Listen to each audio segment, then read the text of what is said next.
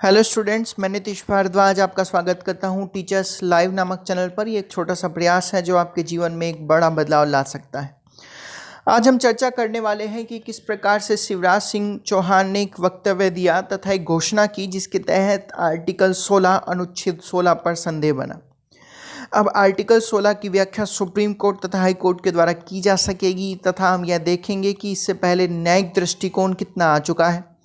क्या न्यायिक दृष्टिकोण के आधार पर सुप्रीम कोर्ट तथा हाई कोर्ट अन्य प्रदेशों के हाई कोर्ट क्या इसकी व्याख्या कर चुके हैं कि नहीं कर चुके हैं। तो आइए चलिए देखते हैं कि यह चर्चाओं में क्यों बना हुआ है। हाल ही में मध्य प्रदेश के मुख्यमंत्री शिवराज सिंह चौहान ने घोषणा की कि राज्य के संसाधन केवल राज्यों के बच्चों के लिए ही होंगे।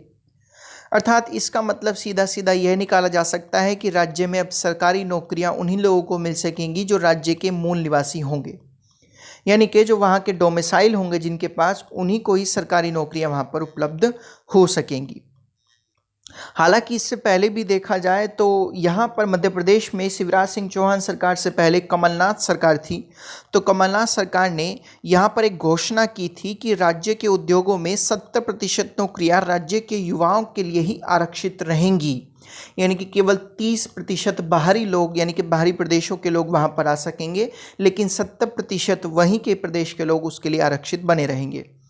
शिवराज सरकार ने हालिया फैसले के मद्देनज़र नागरिकों के समानता के मूल अधिकार पर चर्चा तय होनी है, यानी कि यहाँ पर मूल अधिकार का उल्लंघन है या नहीं है, कि आपके मौलिक अधिकार इससे ठेस पहुँचते हैं या नहीं पहुँचते हैं, इस पर चर्चा होनी अभी बाकी है।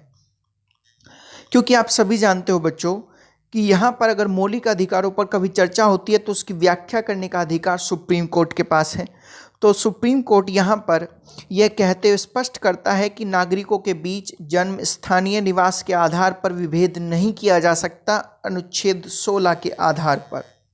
यानी अनुच्छेद 16 इस बात की इजाज़त नहीं देता कि कोई व्यक्ति यूपी में जन्मा है, उत्तर प्रदेश में जन्मा है, तो वह मध्य प्रदेश में जाकर नौकरी नहीं पा सकता है, यह उसके बीच विभेद नहीं कर सकता है।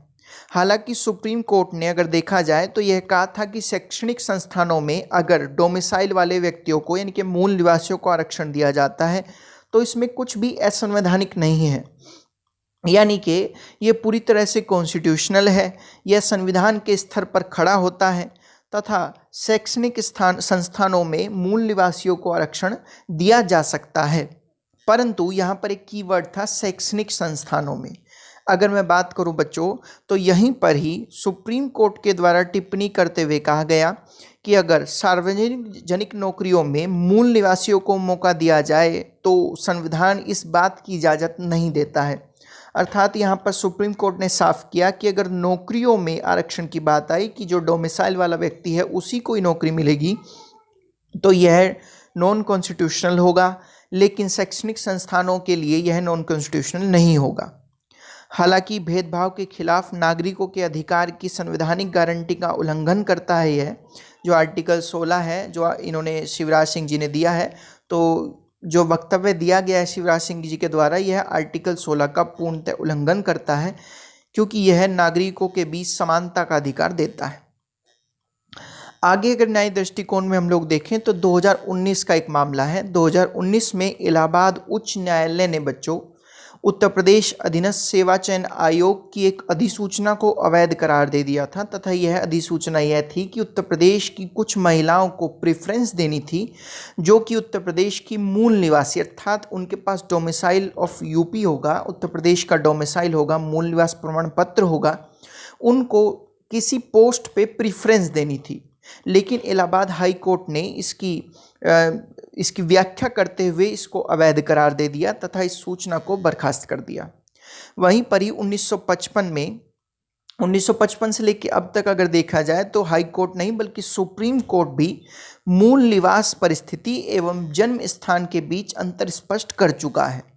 1955 से लेकर अब तक अगर सुप्रीम कोर्ट की हम माने तो सुप्रीम कोर्ट की ऐसी मानना है कि मूल निवास एक ऐसी अवधारणा है जो समय समय पर बदलती रहती है, परंतु जन्म स्थान कभी बदलता नहीं है, स्थिर रहता है। ठीक है, इसका मतलब ये रहा कि अगर आप उत्तर प्रदेश में जन्मे हो तो आपका जन्म स्थान उत्तर प्रदेश हो गया है, परंतु आप दिल्ली में भी जाकर रह सकते हो। जैसे कि बहुत से स्टूडेंट्स का जन्म कहीं और होता है, परंतु वे उनके जो माँ बाप हैं वे दिल्ली में आकर बस जाते हैं, तो वे दिल्ली के मूल निवासी हो जाते हैं। जन्म स्थान स्वयं के लिए एक शर्त के आधार पर है, जिसके आधार पर मूल निवास का दर्जा दिया जाता है। यानी कि सपोज़ कीजिए मैं यूपी में जन्मा हूँ, तो वहीं पर ही मुझे मूल निवास का दर्जा भी दिया जा सकेगा, क्योंकि मेरा जन्म वहीं पर ही हुआ है। ऐसा टिप्पणी थी सुप्रीम कोर्ट की। 2020 में भी एक मामला इसके आया था। उच्च न्यायालय, राजस्थान उच्च न्यायालय ने कुछ सरकारी अध्यापकों की नियुक्ति को अवैध करार दे दिया था, क्योंकि वहाँ की ये स्टेट का जो है वो, क्योंकि राज्य चयन बोर्ड ने उन अभ्यर्थियों को वरीयता दी थी जो कुछ विशेष जिलों या ग्रामीण क्षेत्रों से आते होंगे।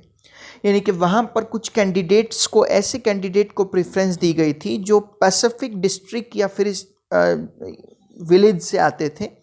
लेकिन क्योंकि आर्टिकल 16 आपके संविधान में मौजूद है और इसमें कहा गया है कि सभी को समानता का अधिकार होता है, चाहे वो किसी भी डिस्ट्रिक्ट का आता हो, चाहे किसी कहीं से भी आता हो, या अंतर प्रदेशी क्यों ना हो कि वो दूसरे प्रदेश से आता हो, सभी को इक्वल राइट्स हैं। इस वजह से यहाँ पर उच्च न्यायालय ने इसको निरस्त कर दिया या फिर अवैध करार घोषित कर दिया है।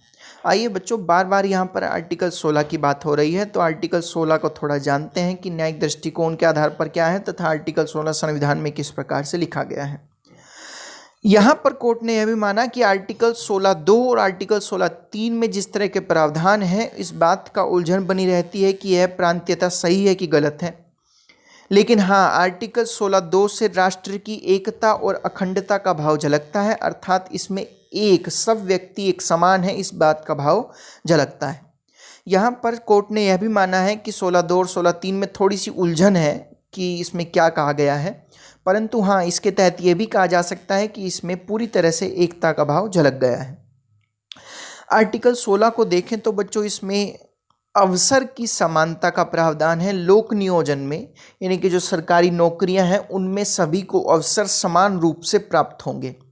अनुच्छेद 16(1) के मुताबिक राज्य के अधीन जो पद हैं, ध्यान से सुनिएगा, राज्य के अधीन जो पद हैं उन पर नियुक्तियां नियोजन के संबंध में नागरिकों के बीच अवसर की समानता होगी। यानी कि जो राज्य सरकार है उसमें सभी के लिए समानताएं देंगी, अपने यहाँ पर जो भी पोस्ट निकालती है उसके आधार पर।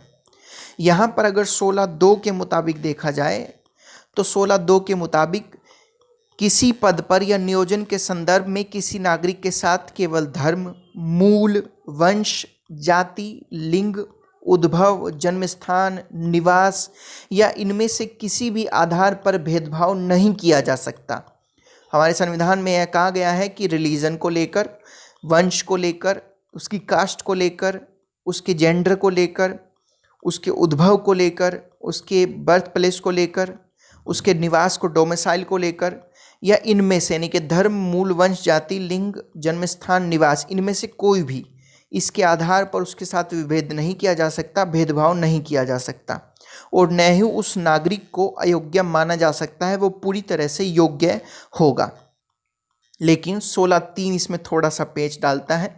अनुच्छेद 16(3) के मुताबिक अनुच्छेद 16 का कोई भी प्रावधान संसद को ऐसी किसी भी विधि बनाने से नहीं रोकता जिससे राज्य या राज्य संघ क्षेत्र की सरकार या उसके स्थानीय निकाय या उसकी किसी अथॉरिटी के अधीन पद के लिए निवास की शर्तें रखी गई हो। अर्थात इसका सिंपल सा मतलब यह हुआ कि जो भारत की संसद है वो आर्टिकल 16(3) का उपयोग करके निवास की शर्तों को किसी पद के लिए लागू कर सकती है।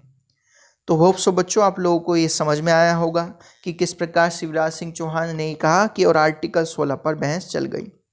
तो बच्चों आज के लिए इतना ही। अगली क्लास में मैं फिर मिलूंगा एक नए टॉपिक के साथ, नए जो उसके साथ जो आपके करंट के लिए बड़ा महत्वपूर्ण होगा। आज के लिए इतना ही रखते हैं। Thank you class and have a nice day.